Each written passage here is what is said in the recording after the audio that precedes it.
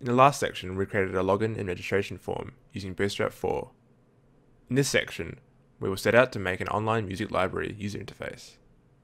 This will consist of building out the content structure, the top-level navigation, creating a table to display our songs, creating a progress bar and song navigation, and finally adding a third-party icon pack into the site to enhance the visual appearance. Now in this video, we will get started with building out the general layout of our online music library.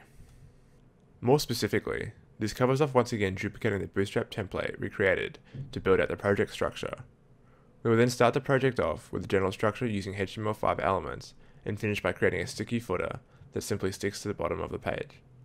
So let's start once again by duplicating a Bootstrap template, and we're going to rename it to Music Library.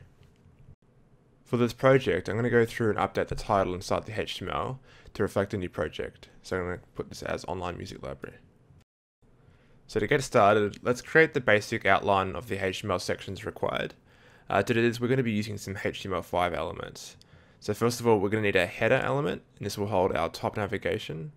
We'll need next after that a main element to hold the main content or body of the web page. And finally, we'll create a footer element to hold the bottom navigation and song progress bar.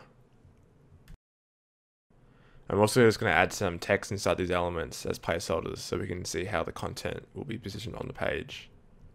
Alright, let's get started with aligning the items on the page. So we can add the class of container fluid to both the footer and the header elements.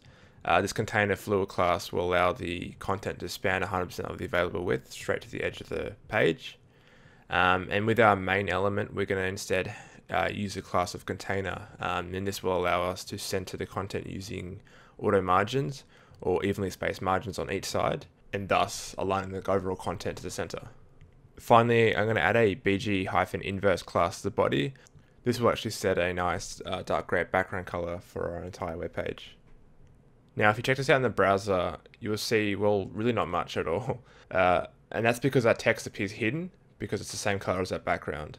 So let's go back and set a text utility class to the body called text-white, and this will convert all the text to white. Let's try again now. So viewing this in a larger browser as I am, you can see it's all working here. The main content is pushed to the center, whereas the header and footer span the whole width and are kind of left aligned. So just one issue with this setup. We need the footer to actually be in the footer of the page rather than just floating underneath the main content.